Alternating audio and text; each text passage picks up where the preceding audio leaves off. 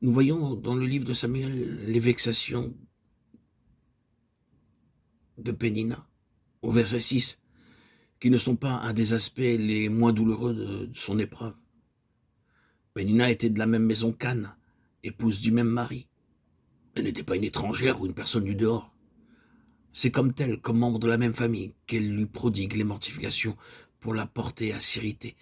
Pénina était abondamment pourvue d'enfants, et de ce côté-là, il n'y avait pas trace chez elle de cette humaine impossibilité voulue de Dieu. Pour elle, les choses étaient simples et faciles. Ainsi en est-il quand le Seigneur détermine de mettre à part, pour son usage particulier, un instrument de choix. Il procède parfois à de larges coupes et nous tient en dehors de toutes ses œuvres, de toutes ses activités, de toutes ses occupations qui émanent aussi de la maison de la foi. C'est vrai, qui ont une place dans la pensée de Dieu, c'est vrai aussi, mais qui sont dans une large mesure le produit de l'énergie naturelle et des capacités humaines.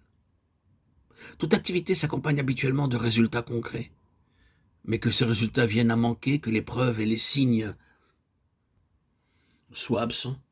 Aussitôt, la critique se donne libre carrière, et ce sont les sarcasmes, les insinuations malveillantes, les sous-entendus accusateurs. Les actes même de la souveraineté divine sont déformés et interprétés dans un sens exactement opposé à la pensée de Dieu. Ainsi, un certain ordre de choses en insulte un autre. Qu'à cela ne tienne, laissez-les. Il en a toujours été ainsi, et il en sera toujours ainsi. Mais attendez un peu, Samuel est là pour finir, et un seul Samuel, aux yeux de Dieu, a plus de prix que tous les enfants de Pénina ensemble.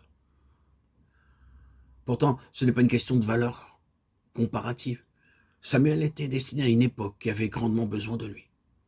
Et l'intensité des souffrances qui ont précédé son apparition donne à sa venue quelque chose de tellement solennel et sérieux qu'on peut écarter d'emblée tout soupçon d'orgueil et de comparaison déplacée.